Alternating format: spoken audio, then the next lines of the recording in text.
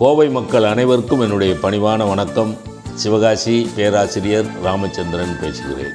ஒரு மனிதன் டென்ஷனாக இருப்பதைப் போல சிரமம், அந்த மனச்சோர்வை அல்லது அந்த ஒரு பரபரப்பை போக்கி மனசை லேசாக்கி அந்த மனிதனை மகிழ்விப்பது என்பது ஒரு பெரிய சேவை என்று நான் நினைக்கிறேன்.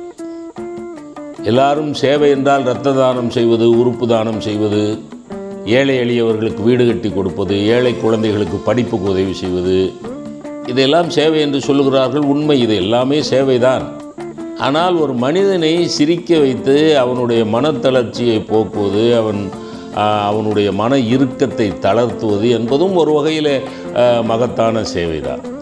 அந்த சேவையைத்தான் கோவை நகைச்சுவை சங்கம் செய்து கொண்டிருக்கிறது.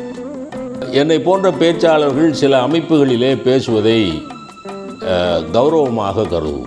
அதற்கு எடுத்துக்காட்டாக சொல்ல வேண்டுமென்றால் சென்னை கம்பன் கழகம், பாண்டிச்சேரி கம்பன் கழகம், சென்னை திருவல்லிக்கேணி நகைச்சுவை மன்றம், வாணியம்பாடி முத்தமிழ் மன்றம் போன்ற அமைப்புகள் நமக்கு கிடைத்த மிகப்பெரிய வாய்ப்புகள் என்று கருத வைக்கின்றன. அந்த பட்டியலிலே இப்போது என்னை பொறுத்தவரையில் கோவை நகைச்சுவை சங்கமும் சேர்ந்து கொண்டு, ஒரு பேச்சாளனுக்கு மிகச்சிறந்த பாக்கியம், மிகச்சிறந்த கொடுப்பினை அல்லது பேரு, அதிர்ஷ்டம் என்ன என்றால் தரமான மக்களிடத்திலே பேசுவது. Quality audience is a boon to any speaker.